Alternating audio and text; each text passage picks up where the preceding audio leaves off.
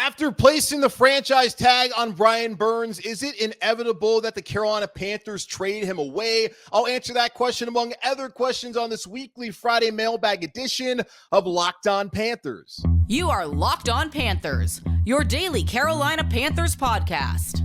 Part of the Locked On Podcast Network, your team every day.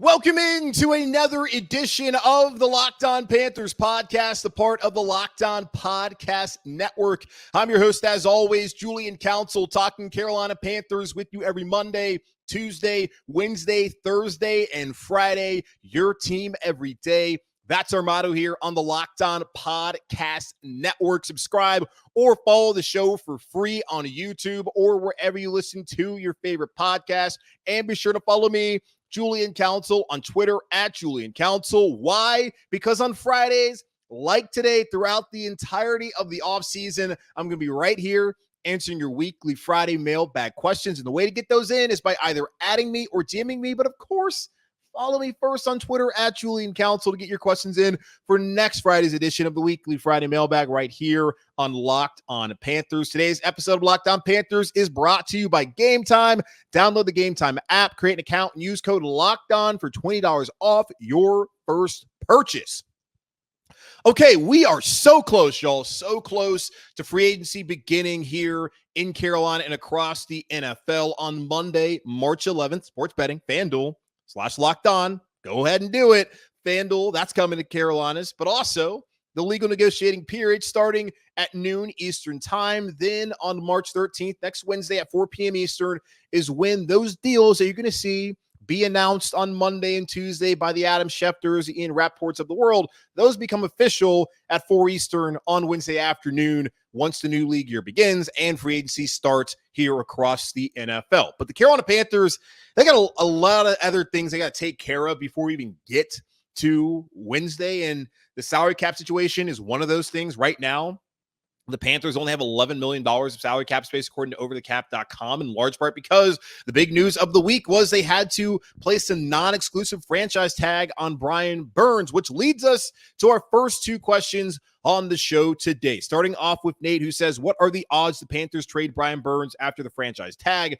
Also, if a deal doesn't get done, what implications could arise up there, Brown, as he is also due for a contract? And Fred asking, with Carolina stopping contract talks and tagging Burns, do you think a trade is imminent? I think they should extend him, but do you think it may be worth it to trade him for even a single first-round pick in this draft? I know he's proven, and none of the prospects in this draft are, but being able to get a Jared Verse on a rookie deal may soften the blow of losing Burns while still getting a wide receiver at 33rd overall.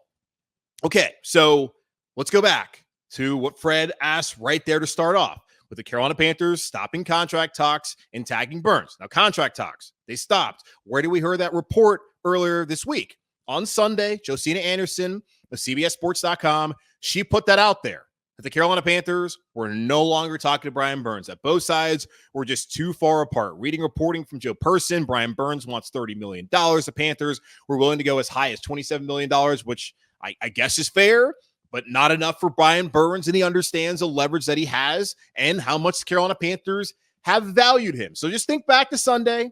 Contract talks have stopped. The only person I saw report that was Josina Anderson. Now look at Thursday afternoon. She put out this tweet saying, regarding Carolina's current situation with Brian Burns, a league source told me in their opinion, this is an opinion from a league source, that the Panthers should adapt better to present circumstances in order to potentially consummate a trade. The source said, in their view, it's a double whammy to pay huge money for a player and also give huge draft compensation to the other team for a deal. They added the time to get more draft picks was when the player has years left on their deal, but if the player is in their last year, the other team has to be prepared to keep the player or take less. I've heard some league sources say third-round compensation is fair for Burns if the acquiring team is also going to give him a long-term deal, but the asking for $1+ is definitely too much for them. So let's break down this tweet from a league source. Just let's break it down and figure out who exactly this league source possibly could be in this situation. Starting out by saying, in their view, it's a double whammy to pay huge money for a player and also give huge draft compensation to the other team for a deal. What is that referring to? It's referring to the non-exclusive franchise tag. If a team who has the opportunity starting on Monday at noon, if they negotiate with Brian Burns and they offer him a contract, the Carolina Panthers then get to look at the contract and decide, do they want to match the offer or do they want to say, we're good here, give us those 2 first-round picks? If the Panthers get into that situation after everything that's gone over the last year, trying to negotiate with Brian Burns and being so far apart, and now the war of words going on via Twitter through Josina Anderson, I'm going to guess they're going to say, we're going to take the 2 first-round picks, especially not having the number 1 overall pick in this draft and not having a ton of draft compensation to begin with heading into the 2024 draft. And that probably is the right decision for the Carolina Panthers if they get to that point. And also bringing that up, the whole double whammy, there's a reason why it's been 24 years since a team has signed a player to an offer sheet and not had the other team match it and then give up 2 first-round picks. It's just a lot. It's a ton to sign Brian Burns to $30 million a year and then also lose 2 first-round picks. Now, there may be a team out there willing to do it, but it's been 24 years. And last year, WR Jackson, different circumstance. It did not happen with a former league MVP who's now a 2-time MVP at the most important position in the game. So if it didn't happen with Lamar, with other circumstances in play, hard to believe it's going to happen with Brian Burns because of the whole double whammy. This person also added that the time to get more draft picks was when the player has years left on their deal. What is that referring to? Probably the trade deadline back in October 2022, when there was questions of, is this a fire sale in Carolina? Christian McCaffrey, he's traded to San Francisco. Robbie Anderson, he's given the boot to Arizona. Is Brian Burns next? All the reporting after the deadline was the Los Angeles Rams were willing to give up 2 first-round picks and a day 2 pick for Brian Burns' services. Now, thinking about it too, years left on the deal. They would have had the remainder of 2022, and they would have had all of 2023 as Brian Burns had already had his 5th-year option exercise. So they would have had time to get the player for a couple of years and then have time to negotiate with him and not have to immediately give him big time money. They could have waited till like right now, like the Carolina Panthers have waited. So looking more at it as well, they're saying the other team has to be prepared to either keep the player or take less. So the message is, okay, Carolina, either keep Brian Burns and give him his money or get rid of him and accept less. A 3rd-round pick in compensation, according to some league sources, and asking for a 1 plus some more is too much. So who do you think the league source is? Who do you think it is? You think it's somebody who's a part of Brian Burns' camp? Because I'm thinking it's probably somebody who's a part of Brian Burns' camp. Maybe it's not his agent, but it's got to be somebody who is representing Brian Burns that would say all of that. Now, they do raise some good points, like non-exclusive tag. Like that's a lot. That's a lot to give him a ton of money and also 2 first-round picks. I think I'm good there. The time to get a lot of picks for a player, yes, is still when they're on their rookie deal and have not gotten paid a ton of money. The Panthers did not do that. Now, one part I don't necessarily agree with is they should just accept less. No. The best thing for the Carolina Panthers in this situation may very well be trading away Brian Burns in the event that they actually get a 1st-round pick plus more. And Fred's saying just a 1st-round pick would be nice because then they could go out there and draft a Jared Verse. If they get a 1st-round pick, especially depending on where that 1st-round pick is, they're going to take a wide receiver. I get it's a deep wide receiver class, but the Panthers need to get a difference maker. I brought this up on the show yesterday. Look at all the teams in the league that have these star-studded receivers. They drafted them. Jamar Chase was drafted by the Bengals. Justin Jefferson was drafted by the Vikings. You see that time and time again in the NFL that you have to draft those guys. The Panthers, they have not done a great job of drafting receivers outside of when they drafted DJ Moore in the 1st round back in 2019, 2018, however long ago it was. The Panthers have not done a great job of drafting receivers in any round that wasn't the first round. And that's just been the case of a lot of positions. The Panthers just stink outside of the first round, which is why it's so important that they could have a first round pick. Now, if they had the number 1 overall pick, it wouldn't be about using it on a Marvin Harrison Jr. To me, it'd be about trading back so the Panthers could go out there and fulfill multiple needs, which is part of the reason why getting rid of Burns and getting back a first round pick plus some more could be very important for the Carolina Panthers to be able to build out this roster, as they've given up so many draft picks the last couple of years, so many cheap contracts the last couple of years, chasing 5-win seasons. Like, that's embarrassing what this team has done over the last 4+ years in Carolina. So yeah, the best thing for the Panthers may very well be trading Brian Burns. I agree with you, Fred. I want him to be here. I'm pretty tired of watching Christian McCaffrey pan out, trade. DJ Moore pan out, trade. It's not a great precedent that the Carolina Panthers have set, that every time they draft a first-round pick and they nail it, they're like, man, we appreciate you, but we suck, and we got to get a quarterback, or it just doesn't make sense to pay this money anymore, or we just don't want to pay you at all. Let's trade you away and continue to be terrible. It's a losing strategy. I don't love it. But as far as with Brian Burns, like, McCaffrey made sense. You're paying him top of the market money at a position where you can find players who can step up for you. You saw it once you traded him, and when Deontay Foreman and Chuba Hubbard linked up in the backfield. You saw it when he went out in 2020 with Mike Davis having over 1,000 yards from scrimmage. That is a position that you do not need to pay a lot of money to. McCaffrey's different. I understand that. But where they were, they didn't need to be paying Chris McCaffrey that much and getting some compensation that would help him out. Now, they used part of that compensation in order to trade for Bryce Young. The smarter thing would have been to be able to use it to get multiple players, but they used it to try to get their quarterback, and even use it to try and get an edge rusher and DJ Johnson. And so far, they have not gotten great returns out of the compensation they got in that McCaffrey trade once they utilized it via the draft. For me, I want Brian Burns to be here. But for the Panthers, the best thing may be trading him. That report is clearly from someone who is close to Brian Burns, whether it's his agent, somebody else who is marketing him, or somebody else in his camp. I don't know. That's coming from the Brian Burns camp, clearly telling the Panthers, give him the money or take what you can get. The Panthers do not need to take what they can get when it comes to Brian Burns. They need to either just pay him or wait, because they have time. They have some moves they can make with an extension for Moat, an extension for Derek Brown. And you asked me about that, Nate, about how does this have any implications on Derek Brown. If anything, it should hasten the Carolina Panthers wanting to extend him to open up $8 million of cap space. That's what it should do. Same case with Taylor Moton. It should hasten them wanting to find a way to either restructure the deal or to give him a new extension, just to open up either $8 million or $13 million of cap space, knowing that Brian Burns is taking up $24 million of the cap. Like, that's what that should do for the Panthers, is get them to start doing more, as they have not made that many deals. We've only heard so far about Hayden Hurst and Donte Jackson. They're going to do some other things. We'll find out what that is on Friday, or maybe Thursday, even after I've already recorded this, or Monday. I mean, probably Saturday, Sunday. We'll find out eventually. It should really get the Panthers to hurry up and do something.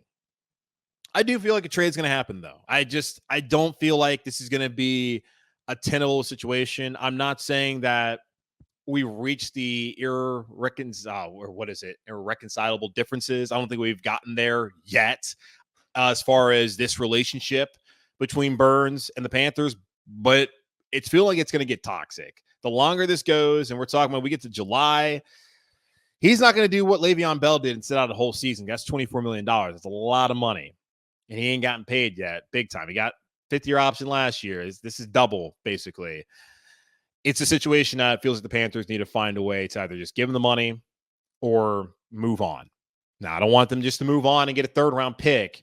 They got to figure out what they're going to do here, because this is just not a situation that I feel like is going to play out in their favor if they continue to let it drag on with a player who clearly is unhappy about how things are working out as far as his contract goes. So that's my feelings on whether this is inevitable, and I feel like, yeah, I think it is. All right, let's take a quick pause here on the show, and I'll come back and I'll answer more of your weekly Friday mailbag questions right here on Locked On Panthers.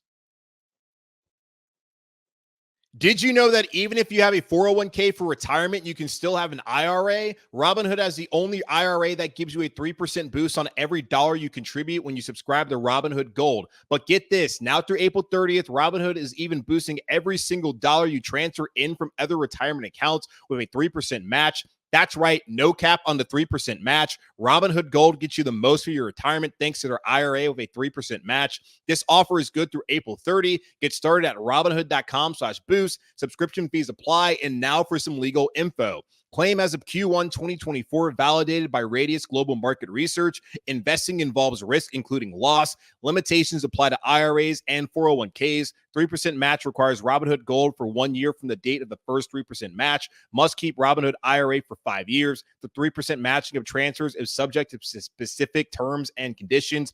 Robinhood IRA available to U.S. customers in good standing. Robinhood Financial LLC, member SIPC, is a registered broker-dealer. All right, that's enough Brian Burns talk for the week. Let's get into some other stuff that y'all want to talk about. Let's go over to Christian, who has a thought about the combine. What are your thoughts on Xavier Worthy out of Texas? I've heard a few other commentators say he may move into the first round with that speed, but if not, would it be smart to use our first round pick on him to open up the field for Thielen and hopefully our tight ends in 2024? Well, unfortunately, Christian, I'm sure you know, that's probably some misprint. The Carolina Panthers do not have a first round pick as of right now. Maybe if they trade the player that we're not going to talk about anymore, they could get a first round pick, but the player's agent's telling the Panthers, hey, you're being ridiculous. Just take what you can get. That may not be the situation anyways. But as far as Xavier Worthy goes, last year at Texas, he had 75 receptions for 1,000 yards, 5 touchdowns. He set the combine record with a 4.21 40, which is really fast. We know that. But the thing about that, too, is how important is the 40 nowadays? Marcel Louis-Jacques of ESPN.com now covers the Dolphins, used to cover the Panthers briefly for the Charlotte Observer. He had a great article on Monday breaking down how important the combine, not the combine, but the 40-yard dash is to NFL teams nowadays, as it's become less and less relevant. And even the combine at this point in time may be losing its relevancy as head coaches aren't even showing up. A lot of top prospects, they're not even taking part in a lot of the drills there. That's part of the reason why you even have the combine. The NFL keeps trying to make it one of this made-for-TV event, but does not appear that some of these top guys are even interested at all in being a part of it, which takes away from the intrigue in the event. But that's the NFL's problem, not my problem, certainly not your problem. But as far as Marcel was talking about, a lot of NFL teams now are using GPS tracking data to figure out how fast these players actually play. And that's a big thing about the combine. A couple years ago with DK Metcalf, they're talking about, oh, he's too big. Can he run routes? The 3-cone drill, it wasn't fast enough. He's been outstanding. And you look at the speed of some of these players, it was Jarvis Landry coming out of LSU who ran a really slow 40. And it's like, oh, man, he's going to be able to get separation. Can this guy play? Turns out he's a pretty good player. So the combine in the draft process as a whole, y'all know, if you've been listening to me, like how much I actually care about it. Not that much when it comes to these kind of things. The games have already been played. My opinion on Xavier Worthy has already been made up over the last 3 years of him playing at the University of Texas. I could not give a rip about how fast he ran a straight line in his underwear. That does not matter to me at all. What does matter to me is the dude had a drop problem during his sophomore year at Texas. 10.6% drop percentage, according to PFF. He's not that big. He's listed at 160, 6'1", 160. I think about to the game that he played against Oklahoma this past year. They go for it on 4th down. They throw the ball to Worthy on a little screen, and he's right there at the goal line, gets blown up, and doesn't even try to fight for it. I don't really want a player who's sleight of frame, who has drop issues in the past, and is not that physical. I'm just not a huge fan of Xavier Worthy. I get he's fast. That could help the Carolina Panthers. Is he going to be a big-time kind of playmaker in the NFL? Maybe. I just look at his career at Texas in his freshman year, watching that OU game and watching him all year long. I thought he was going to be a stud. But then at the end of it, I'm thinking to myself, you know, Adonai Mitchell guy's pretty good. And he's somebody who seems to step up on the big stage far more than Xavier Worthy did during his college career at Texas. Now, that's just one thing as far as does he show up in the big games. I'm personally not a big fan, and I'm already exhausted by people asking me about this guy just because he ran a 4.21. I don't care about how fast he ran in the 40. Is he a good football player? Yeah, he's a good football player. He's going to be drafted in the first 2 rounds of the NFL. Is he going to end up being a good football player at the NFL level? I doubt it. All right, over now to Kyle. He says, looking at the combine and this receiver class, there are so many talented wide receivers. I wouldn't be surprised if 10 go in the first round. Okay, I don't know if anyone's mocking that, but there will be a run on receivers in it, and that happens every single year. I keep hearing that if you want a receiver, you need a receiver, you got them. They're going to be available. If you need a tackle, there you go. They're going to be available. I saw Dane Brugler from The Athletic pointed out on Thursday that looking at the centers, which the Panthers, I really want them to get a center. This is the year to get them. The draft, every year, it's cyclical as far as what position groups are coming in and out and what's going to be big time as far as depth. Receiver appears to be that. So the Panthers, sitting at 33, they're going to be able to find somebody that can be able to make some plays for them this upcoming season. Kyle saying also, do you think Carolina should still take a possibly great wide receiver or doable at another, or dabble, at another position groups and possibly get the third best safety or cornerback? I believe cornerback is a bigger need for us than wide receiver personally. You do? Okay, I disagree there. The wide receivers on this team are terrible outside of Adam Thielen, who's going to be 34 years old this season. And as I repeated multiple times since Adam Thielen was signed in Carolina, I expect him to give the Carolina Panthers something in 2023 as a 33-year-old. Did I think he was going to do what he did? No, did not see that. I felt like he would be a solid player for them. But my concern was, what is he going to do in 2024 at 34? Is he going to give you solid play? I still have those concerns. Mingo, not a fan. Going to talk about him a little bit later here on the show as well. The receiving core is just not great. It is a massive concern. Defensively, you still have J.C. Horn. Now, how many games are you going to have him for? That's a question. Losing Donte Jackson, or not even losing him, moving on from Donte Jackson here in the next coming days, that is putting a big hole there. Henderson, for whatever he's worth, he's going to be gone. Shaquille Griffin, Troy Hill. There are questions at corner, absolutely. But wide receiver, there are far bigger questions, especially when it comes to what you gave up to draft Bryce Young and what you put around him last year. You need to find somebody. The Panthers can stay at 33 and they can get a first round caliber wide receiver, honestly. And if they're able to trade Brian Burns and get a first and not just take what they can get, they can get a good receiver there. And possibly one of those 10 guys you think may go in the first round.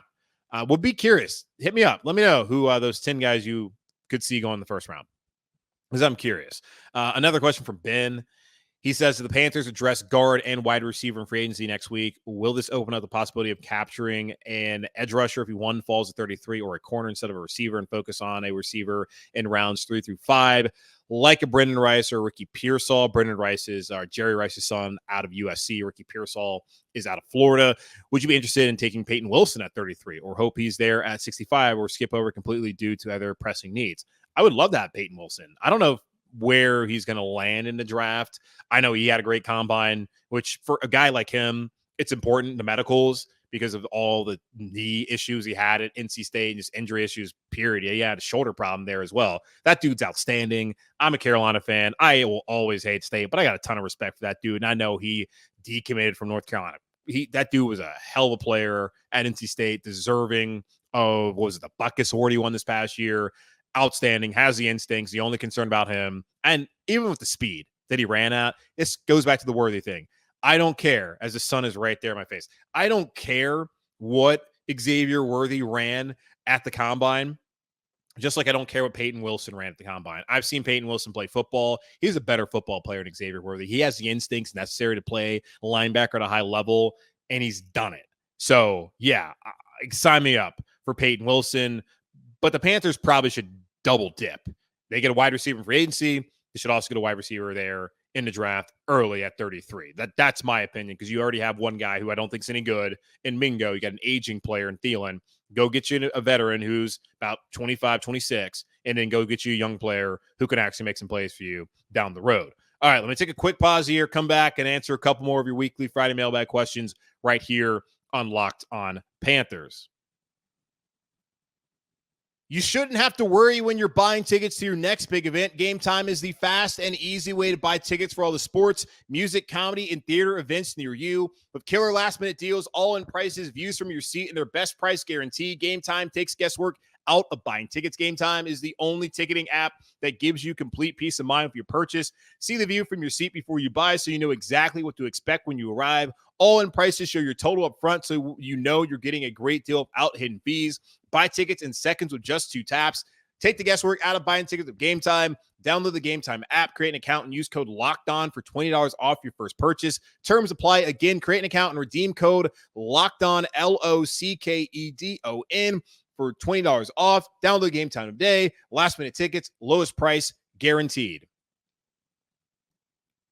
All right, got the sun out of my face. For the YouTube audience, you saw that. The sun was reflecting off the building across the street from my apartment, and it was blinding me. So that's now gone. For the people listening to the podcast, you would never know. But soon I'll be moving somewhere else, and we'll never have these issues again about the lighting from the natural sunlight. Actually, I'm street side, so it's really nice to get the natural sunlight throughout the day, and I'll miss it. I'll miss the uptown view, but better things are on the horizon. Let's answer more of your questions, as you guys don't really care about my housing situation. Harvey, he asked me this a couple weeks ago, and I honestly did not know what he was referring to, and we went back and forth just talking about this via DMs on Twitter at Julian Council, by the way. And I finally found the quote that it was mentioning. So now I can actually answer his question because I have the understanding of what he was trying to ask. He says, by Dave Canalis stating he's not emotionally attached to players, mean that he's going to get rid of the players that we see week after week blowing assignments, tackles, etc.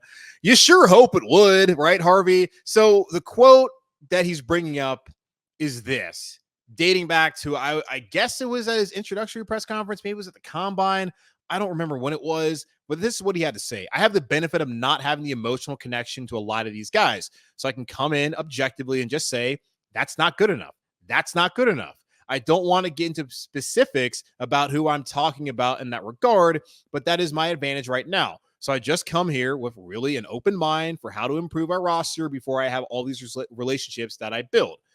And even if he had relationships built, if there's a standard, which for him right now, his focus is getting the football right. If there's guys who are dropping balls, who are blowing assignments, who just aren't doing the fundamental things like lining up properly, Terrace Marshall Jr., move on from them. Even if you love the player, you can only do so much. You can coach them hard. You can have the positivity in the world, but if they're not executing, you got to move on. This is a bottom line business, the game of football. I mean, the money is important, obviously, for the players and just for the NFL as a whole, because that's the only thing they care about. But also, if you're not going to execute the meritocracy of it all, you got to go. So I do think it's a good thing that Dave Canalis is coming in with an open mind. He's already watched the tape, and I love that he actually started to feel like that commitment to the team where it's like, oh, damn, we really should have hit on those plays when he's watching back on the Atlanta games last year, just the last month of the season. I love to hear that.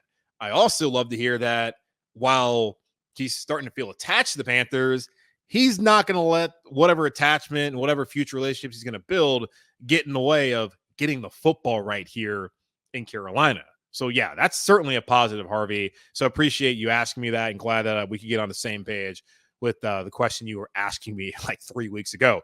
So, hey, if you guys ask me a question, I don't get to it, maybe one day I will. We'll figure it out. Final question comes from Eric, and I alluded to this. It's about Jonathan Mingo. I have brought up NFL Next Gen Stats.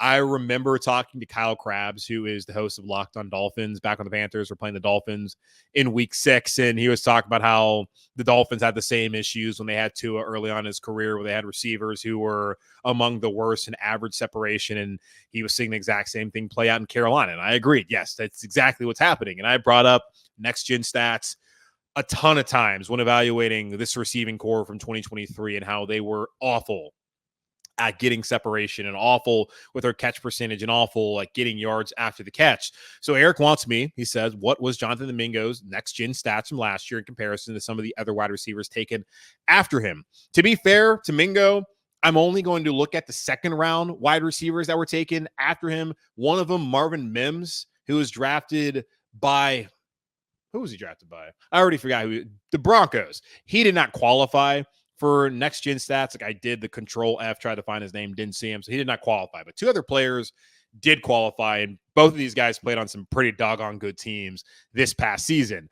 The first one taken 50th in the draft was Jaden Reed out of Michigan State. He had 64 receptions, 793 yards and 8 touchdowns, compared to Jonathan Mingo's 43 receptions, 418 yards and 0 touchdowns. Reed had 3.4 yards of average separation. Mingo, 2.8. Reed's catch percentage, 68.09%. Mingo's 50.59%. And the other wide receiver was Rashee Rice for the Kansas City Chiefs. He had 79 receptions. Mingo had 43. He had 938 yards. Mingo had 418. He had 7 touchdowns. We know Mingo did not have a single touchdown. Rashee Rice averaged a 4.2 yard separation, third best in the NFL. His catch percentage was a 77.45%, seventh best in the NFL. I get that he was playing with Patrick Mahomes. Totally understand that. But the man was getting open, and he was catching the damn ball when he was open. Jaden Reed got to play with Jordan Love, who started off hot, had a lull, then finished the year off hot before making just one of the wildest interception decisions, like truly a Brett Favre decision in that playoff game against San Francisco that they should have won.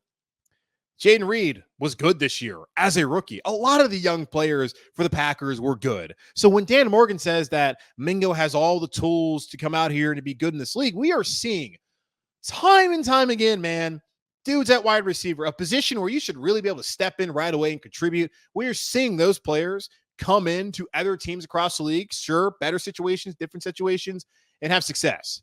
While Mingo and some of the other guys the Panthers bring in are not doing anything. The Panthers don't draft well. We know that. They didn't draft well under Scott Fitter. We know that. And really, outside of the first couple rounds, historically, they have not drafted well 4 through 7. Got to get better at that if they're ever going to be a consistent team. And, get a quarterback too. But Mingo, yeah, those are comparisons. Call me negative if you want, which I'm sure people are. But those are the numbers, man. The numbers never lie. And the numbers say that the Panthers really messed up drafting Jonathan Mingo when Jaden Reed and Rashee Rice are right there on the board. All right, it's going to wrap up this edition of the Locked On Panthers podcast, part of the Locked On Podcast Network, hosted by yours truly, Julian Council. Again, y'all, subscribe or follow the show for free on YouTube or wherever you listen to your favorite podcast. And be sure to follow me, Julian Council, on Twitter at Julian Council, where I will be back with you again next Friday, answering your weekly Friday mailbag questions. And of course, breaking down the first couple days of free agency. So please check me out on Twitter for all of that. In the meantime, be safe, be happy, be whole. As always, keep pounding. And I'll be back with you on Monday with a free agency primer with Mike K for the Charlotte Observer.